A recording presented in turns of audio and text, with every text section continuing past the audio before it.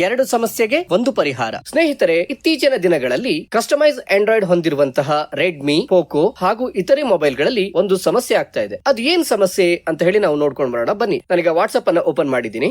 WhatsApp ಇಲ್ಲೊಂದು Kannada message ಇದೆ. ಅಂತಾರಾಷ್ಟ್ರೀಯ ಬಳಕೆದಾರರಿಗೆ ದೋಷ ವರದಿಗಳನ್ನು ಸಲ್ಲಿಸಲು ವಾಟ್ಸ್ಆಪ್ ಹೊಸ ವಿಭಾಗದಲ್ಲಿ ಕಾರ್ಯನಿರ್ವಹಿಸುತ್ತಿದೆ. ರೀಡ್ ಮೋರ್ ಅಂತಾನೂ ಇದೆ, ನೋಡೋಣ. ಅಂತಾರಾಷ್ಟ್ರೀಯ ಬಳಕೆದಾರರಿಗೆ ದೋಷ ವರದಿಗಳನ್ನು ಸಲ್ಲಿಸಲು ವಾಟ್ಸ್ಆಪ್ ಹೊಸ ವಿಭಾಗದಲ್ಲಿ ಕಾರ್ಯನಿರ್ವಹಿಸುತ್ತಿದೆ. ರೀಡ್ ಮೋರ್ ಅಂತ ಕೊಟ್ಟರು ಟಾಕ್ ಬ್ಯಾಕ್ ಸಂಪೂರ್ಣವಾಗಿ ಓದ್ತಾ ಇಲ್ಲ ಈ ಮೆಸೇಜ್. ಇಂಗ್ಲಿಷ್ ಮೆಸೇಜ್ ಇದೆ, ಅದನ್ನ ಓದ್ ನೋಡೋಣ. ನೋಡಿ, ಏನು ಓದ್ತಾ ಇಲ್ಲ ಇದು. ಮೊದಲನೇದಾಗಿ ಹಾಗೂ ಮುಖ್ಯವಾಗಿ ಇದಕ್ಕೆ ನಾನು ಕಂಡುಕೊಂಡಿರುವಂತಹ ಒಂದು ಪರಿಹಾರವೆಂದ್ರೆ ಟಾಕ್ ಬ್ಯಾಕ್ ಅನ್ನ ಸಸ್ಪೆಂಡ್ ಮಾಡಿ ರೆಸ್ಯೂಮ್ ಮಾಡುವಂತದ್ದು. ಎರಡನೇದಾಗಿ ನಾವು ನಮ್ಮ ಮೊಬೈಲ್ ಅನ್ನ ರಿಸ್ಟಾರ್ಟ್ ಮಾಡಬಹುದು. ನೋಡೋಣ, ಟಾಕ್ ಬ್ಯಾಕ್ ಅನ್ನ ಸಸ್ಪೆಂಡ್ ಮಾಡಿ ರೆಸ್ಯೂಮ್ ಮಾಡ್ತಿದ್ದೀನಿ. ಈಗ ನಾವು ಕನ್ನಡ ಹಾಗೂ ಇಂಗ್ಲಿಷ್ ಎರಡು ಮೆಸೇಜ್ ಅನ್ನ ಓದ್ಕೊಂಡು ನೋಡೋಣ.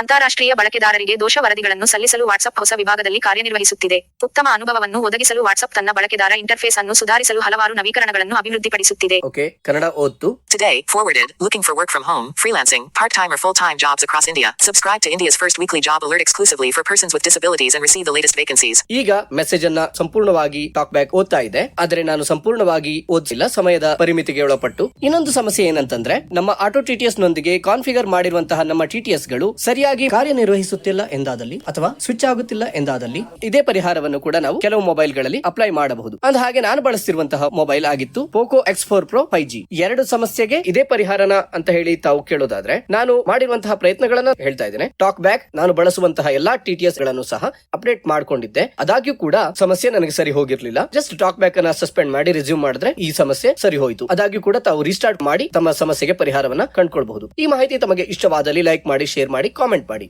ಧನ್ಯವಾದಗಳು.